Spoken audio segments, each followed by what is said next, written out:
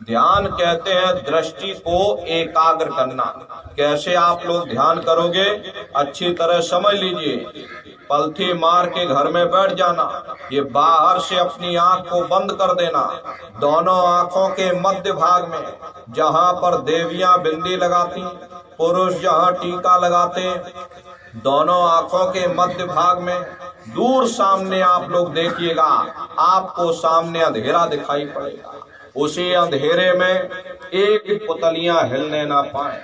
शुरुआती समय में ये आंखों की पुतलियां हिलेंगी, लेकिन जब आप अभ्यास करोगे, करत करत अभ्यास ते जड़मत होत सुजान, जब अभ्यास करते रहोगे तो आंखों की पुतलियां हिलना बंद हो जाएंगी। तो दूर सामने अंधेरे में एक जगह अपनी दृष्टि को एकाग्र करिएगा। उस अंधेरे को देखते रहोगे तो दृष्टि अपने आप एकाग्र हो जाएगी। लेकिन उस समय ध्यान रखिएगा, कोई मन में विचार पैदा ना होने पाए, किसी के बारे में आप सोचिएगा नहीं। पर धीरे से आंख को बंद करिए, सामने आपको अंधेरा दिखाई दे, हो करके देखते रहना। जब आप उसको देखते रहोगे तो देखते देखते देखते देखते आपकी दृष्टि उस अंधेरे में टिक जाएगी। और जैसे ही आपकी दृष्टि अंधेरे में एकाग्र हुई तो सुई की नोक के बराबर काले में भी काला बिंदु बहुत चमक मारेगा। बड़ा चमकीला बिंदु होता है, वो आपको अंतर में सामने दिखाई पड़ जाएगा। और जब वो बिंदु सामने दिखाई पड़ जाए तब आप अपनी दृष्टि को उस बिंदु पर एकाग्र करिएगा। प्रेमी भाई बहनों, जब आप अपनी दृष्टि उस बिंदु पर एकाग्र करोगे तो शुरुआती समय में बिंदु के चारों तरफ से बड़ा भारी प्रकाश निकलेगा, चक्र की तरह से बहुरंगी प्रकाश होगा। और वो प्रकाश धीरे धीरे धीरे धीरे बढ़ता चला जाएगा। साधक इतना मोहित हो जाता है कि बिंदु को छोड़ देता और दाएं बाएं प्रकाश को देखने में लग जाता है। प्रेमी भाई बहनों, चूंकि प्रकाश उस बिंदु से निकल रहा और आपने बिंदु को छोड़ दिया और प्रकाश को देखने में लग गए तो प्रकाश भी गायब हो जाएगा और बिंदु भी गायब हो जाएगा, फिर अंतर में अंधेरा छा जाएगा। इसलिए दाएं बाएं देखने की जरूरत नहीं है। आपका निशाना उस बिंदु पर टिका रहे जिसमें से वो प्रकाश निकल रहा। एक टक हो करके आप उस बिंदु को देखते रहना। देखते देखते आपकी दृष्टि उस बिंदु पर एकाग्र हो जाएगी। और जैसे ही आपकी दृष्टि बिंदु पर एकाग्र हुई, वही बिंदु दरवाजा है, वही बिंदु खिड़की है, उसी को हरि का द्वार कहा गया। वो हरि द्वार खुलने लग जाएगा, बहुत विशाल दरवाजा। हरे प्रेमी भाई बहनों, एक साथ लाखों हाथी उसमें से निकल जाएं, पता तक नहीं चलेगा। इतना बड़ा विशाल दरवाजा है। आप उस दरवाजे के अंदर दाखिल हो जाओगे, बहुत बड़ा मैदान आपको दिखाई पड़ेगा। उसी मैदान में आप जा करके खड़े हो जाओगे। इतना बड़ा और विशाल वो मैदान है, ये संसार तो कुछ नहीं, ऐसे लाखों लाख संसार एक साथ दरवाजे से होकर के निकल जाएं, आपको पता तक नहीं चलेगा। इतना बड़ा और विशाल वो मैदान है। उस मैदान में आप जा करके खड़े हो जाओगे। प्रेमी भाई बहनों, जैसे ही आप उस मैदान में पहुंचे, सबसे पहले आपको अपने सतगुरु के स्वरूप का दर्शन होगा। वो आपकी उंगली को पकड़ करके आगे का सफर तय करेंगे। लेकिन सतगुरु के स्वरूप का दर्शन जब होगा जब आप जय गुरुदेव नाम का सुमरन करोगे। अगर आपने सुमरन न किया, यदि आपने उनको याद न किया, तो भला वो आपको दर्शन क्यों देंगे। और जब आपको दर्शन नहीं होगा तो आप आगे का सफर तय कैसे करोगे, क्योंकि आगे का रास्ता आपको मालूम नहीं है। प्रेमी भाई बहनों, इसीलिए जय गुरुदेव नाम का सुमरन आपको कराया जाता है। जब आप जय गुरुदेव नाम का सुमरन करोगे, जब आप उनको याद करोगे और फिर जब आप ध्यान पर बैठोगे और जब दरवाजे के अंदर दाखिल हो जाओगे तो सबसे पहले उन्हीं के स्वरूप का आपको दर्शन होगा और वो आपकी उंगली को पकड़ करके आगे का सफर तय करेंगे। तो ये है ध्यान करने का तरीका। एक बार फिर से आप लोग समझ लीजिए कैसे आप लोग ध्यान करोगे। ये बाहर से अपनी आंख को बंद कर देना, दोनों आंखों के मध्य भाग में दूर सामने आप लोग देखिएगा, आपको सामने अंधेरा दिखाई पड़ेगा। उसी अंधेरे में एक जगह आप अपनी दृष्टि को एकाग्र करिएगा। होशियारी यही रहे कि आंखों की पुतलियां हिलने ना पाए। प्रेमी भाई बहनों, ये मूर्ति पूजा की शुरुआत कहाँ से हुई? मूर्ति पूजा की शुरुआत वेद व्यास जी महाराज के समय से शुरू हुई। वेद व्यास जी महाराज ने जब देखा कि साधकों का ध्यान एकाग्र नहीं हो रहा, तो उन्होंने एक बहुत बड़ी मूर्ति बनवा दी। उस मूर्ति की बड़ी बड़ी आंखें बनवाई और साधकों से कहा कि तुम अपनी इन आंखों को मूर्ति की आंखों में टिकाओ।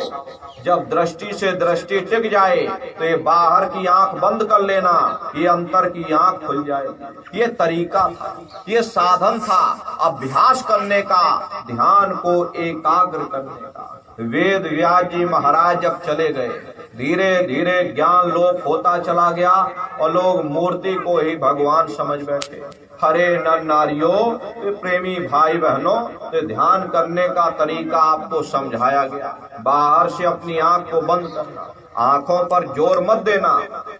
यदि आप अपनी आंखों पर जोर डालोगे तो आंखों की पुतलियों में दर्द होगा और फिर आप अपनी आंखों को खोल दोगे।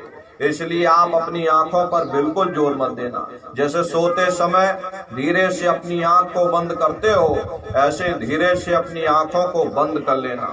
और दोनों आंखों के मध्य भाग में जहाँ पर देवियां बिंदी लगाती, पुरुष जहाँ टीका लगाते, ये दोनों आंखों के मध्य भाग में दूर सामने आप लोग देखिएगा, वो अंधेरा रूपी पर्दा आपको दिखाई पड़ेगा। उसी अंधेरे को आप देखते रहो। देखते देखते देखते देखते आपकी दृष्टि अंधेरे में टिक जाएगी और जैसे ही आपकी दृष्टि उस अंधेरे में टिकी, वो चमकदार बिंदु आपको दिख जाएगा। और जब आपको वो बिंदु दिख जाए, तब आप अपनी दृष्टि उस बिंदु पर टिका देना। वही बिंदु दरवाजा है, वो दरवाजा खुल जाएगा, ये शिव नेत्र खुल जाएगा, ये दिव्य दृष्टि खुल जाएगी और आप दरवाजे के अंदर दाखिल हो जाएंगे। तो ये है ध्यान करने का तरीका। और तीसरा है भजन। भजन कहते हो उस शब्द को सुनना, उस नाम को सुनना, उस आवाज को सुनना जो मालिक के घर से आवाज आ रही है। तो कैसे आप लोग भजन करोगे?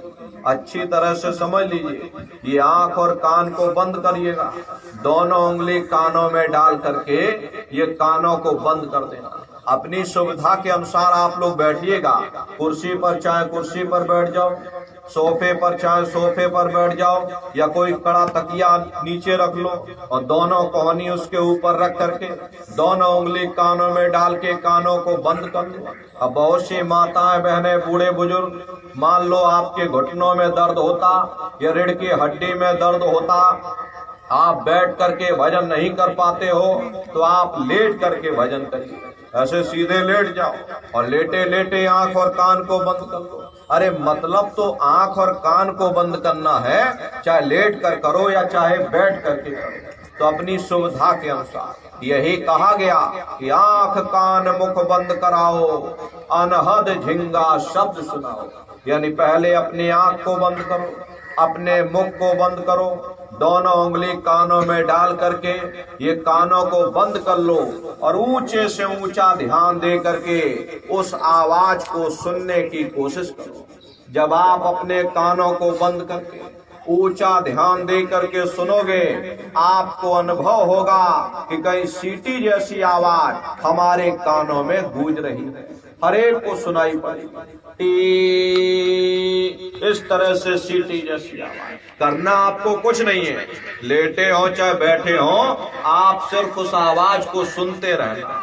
सुनते सुनते सुनते सुनते आप उसी में लीन हो जाओ। जब आप उसमें लीन हो जाओगे तो कुछ समय बाद में आपको फिर दोबारा अनुभव होगा कि कहीं बड़ी दूर से एक महीन आवाज, घंटे और शंख की आवाज हमारे कानों में गूंज रही है। जैसे मंदिरों में घंटियां बजती हैं, टन टन टन टन टन, इस तरह से घंटे और शंख की उसी घंटे शंख की आवाज को महात्माओं ने शब्द या नाम कहकर याद किया। लिखा गया है कि प्रेमी भाई बहनों, पोथी पढ़ पढ़ जग मुआ और पंडित भया न कोय, और 2.5 अक्षर प्रेम का पढ़े सो पंडित होए। 2.5 अक्षर का मतलब प्रेम नहीं होता, प्रेम में तो मात्रा है। 2.5 अक्षर को महात्माओं ने शब्द कहा, शा आदा बा और दा। प्रेमी भाई बहनों, उसी घंटे शंख की आवाज को महात्माओं ने शब्द कहकर के याद किया। उसी घंटे शंख की आवाज को महात्माओं ने नाम कहकर के याद किया कि कलयुग केवल नाम आधारा और सुमेर नर उतर ही पारा। कलयुग में केवल नाम का आधार है और वो नाम तुम्हारे अंदर रात और दिन धुनकारें दे रहा। प्रेमी भाई बहनों, उसी घंटे शंख की आवाज को मुसलमान फकीरों ने कलमा कहकर याद किया। उसी घंटे शंख की आवाज को ईसा मसीह साहब ने वर्ड या लागस कहकर याद किया। उसी घंटे शंख की आवाज को गुरु नानक साहब ने धुर की वाणी सच्ची वाणी अनहद वाणी कहकर याद किया। उसी घंटे शंख की आवाज को हिंदू महात्माओं ने देववाणी आकाशवाणी कहकर याद किया। चीन में जो महात्मा हुए उन्होंने इसको ताओ कहकर याद किया। उन अलग अलग महात्माओं ने अपनी अपनी भाषा में अपने अपने कौम मजहब मुल्कों में बैठ करके हम जीवों को समझाने की कोशिश की कि भाई वो शब्द वो नाम तुम्हारे अंदर रात दिन धुनकारें दे रहा। आप उस आवाज को सुनने की कोशिश करो। प्रेमी भाई बहनों, जब आप उस आवाज को सुनोगे, घंटे शंख की आवाज को सुनोगे, तो शुरुआती समय में मालूम होगा कि कहीं बड़ी दूर पर घंटियां बज रही, लेकिन सुनाई हर एक को पड़ेगी। जब घंटे शंख की आवाज सुनाई पड़ने लग जाए, तब सीटी की आवाज को छोड़ देना और घंटे शंख की आवाज को पकड़ लेना, उसको आप सुनने लग जाना। जब आप उसको सुनने लग जाओगे तो सीटी की आवाज धीरे धीरे बंद हो जाएगी और घंटे शंख की आवाज बढ़ने लगेगी। बढ़ते बढ़ते इस कदर बढ़ेगी कि आपके रोम रोम में वो घंटे और शंख की आवाज गूंजने लगेगी। बड़ी घनघोर आवाज होती है। प्रेमी भाई बहनों, बड़ी मधुर वो आवाज होती है। इतना नशा है उस आवाज में। जब आप उस आवाज को सुनोगे, आप उस आवाज में इतना खो जाओगे कि उस आवाज को सुनते सुनते आप सारी दुनिया को भूल जाओगे, क्योंकि उस आवाज में कशिश है। यहाँ तक कि आप अपने शरीर को भी भूल जाओगे, इतना उस आवाज में कशिश है। वो शब्द चुंबक है, वो आपको अपनी ओर खींचेगा और जब खिंचाव होगा तो जीवात्मा का फैला हुआ प्रकाश ये 9 द्वारों से सिमटने लगेगा। ये 9 द्वार कौन कौन से? 2 आंख, 2 कान, 2 नाक के सुराख, 1 मुंह और 2 मलमूत्र का रास्ता, ये शरीर के 9 दरवाजे। सबसे पहला दरवाजा गुदा चक्र आता है। गुदा चक्र में गणेश जी वास करते हैं। गणेश जी यहाँ के मालिक हैं। ये 4 दल का कवल है। यहाँ पर पृथ्वी तत्व पाया जाता। उसके ऊपर इंद्रिय चक्र आता। इंद्रिय चक्र में ब्रह्मा जी वास करते हैं। ये 6 दल का कवल है। यहाँ पर जल तत्व पाया जाता। उसके ऊपर ये नाभि चक्र आता। नाभि चक्र में विष्णु जी वास करते। ये 8 दल का कवल है। यहाँ पर अग्नि तत्व पाया जाता। उसके ऊपर ये हृदय चक्र आता। हृदय चक्र में शिव जी वास करते। ये 12 दल का कवल है। यहाँ पर वायु तत्व पाया जाता। उसके ऊपर एक कंठ चक्र आता। यहाँ आद्या महाशक्ति वास करती हैं। ये 16 दल का कवल है। और प्रेमी भाई बहनों, आप सबसे ऊपर, आपकी ये जीवात्मा सबसे ऊपर दोनों आंखों के मध्य भाग में बैठी है। यहीं पर बैठ करके जीवात्मा अपने प्रकाश को इन चक्रों में फैलाती है, जिससे आपका ये शरीर चलता, आपके हाथ और आपके पैर चलते। जब आप उस शब्द को सुनोगे, घंटे और शंख की आवाज को सुनोगे, उस आवाज में कशिश है, वो शब्द चुंबक है, वो आपको अपनी ओर खींचेगा। और जब खिंचाव होगा तो जीवात्मा का फैला हुआ प्रकाश ये 9 द्वारों से सिमटने लगेगा, और 9 द्वारों से सिमट करके यहाँ 10वें द्वार पर एकाग्र हो जाएगा। और जैसे ही जीवात्मा का प्रकाश 9 द्वारों से सिमटकर यहाँ 10वें द्वार पर एकाग्र हुआ, तुरंत वो शब्द जीवात्मा को खींच करके इस शरीर से अलग कर दे। फिर आप स्वयं देखना कि हमारा शरीर ये पड़ा और हम ये खड़े। आप शरीर नहीं हो, आप एक जीवात्मा हो। ये शरीर तो सिर्फ एक माटी का पुतला है। ये 5 तत्व जल पृथ्वी अग्नि वायु आकाश, 5 तत्वों से निर्मित ये पुतला है। ये शरीर जीवात्मा के रहने का एकमात्र पिंजड़ा है। प्रेमी भाई बहनों, जीवात्मा शरीर से अलग हो जाए, ये शरीर आपका मुर्दा हो जाएगा, इसको जला करके राख कर दिया जाएगा। इस शरीर के अंदर यदि कोई चैतन्य चीज है तो वह केवल जीवात्मा है। ज्ञान कब होगा? जब आप अपने शरीर से, अपने पिंजड़े से अलग हो जाओगे। एक बार आप अपने शरीर से अलग हो जाओ, फिर उस शब्द को पकड़ करके आप ब्रह्मांडों की सैर करोगे। बड़ी भारी रफ्तार होती, पलक झपकते है जीवात्मा खरबों जोजन ऊपर चली जाती और खरबों जोजन नीचे चली आती। प्रेमी भाई बहनों, कैसे ऊपर जाएगी? उस शब्द को पकड़ करके।